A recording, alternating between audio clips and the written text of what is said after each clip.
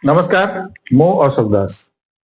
पूरा विश्व आनंद नाचीगला जे ईरान और अमेरिकार युद्ध बंद हो गला। तेलर दाम भी बढ़ीगला, हरमुज खोलीगला, गैस आउ तेल सब प्रचुर परिमाण मिल इत्यादि इत्यादि चलला। किंतु गोटे प्रश्न हूँ सतरे कौन युद्ध बंद हो गला?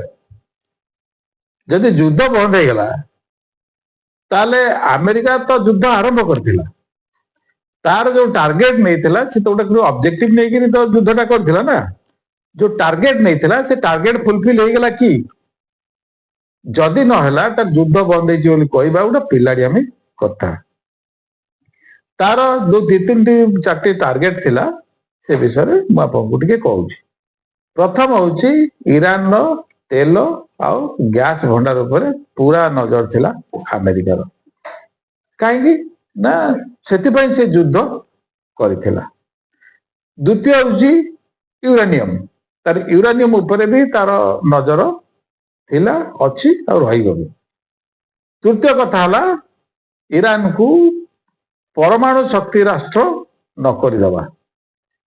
चतुर्थ कथा हला इज्राएल विरुद्ध रे जो ईरान मिलिशिया ग्रुप जो चलई युद्ध जमती हजबुल्ला कहतु, हमास कहतु, हुती कहतु, एमान को दमन करवा, एमान को नष्ट करवा पूरा यही तीन चार टार्गेट रे से युद्ध आरंभ करथिला। से कौन पूरण हो गला?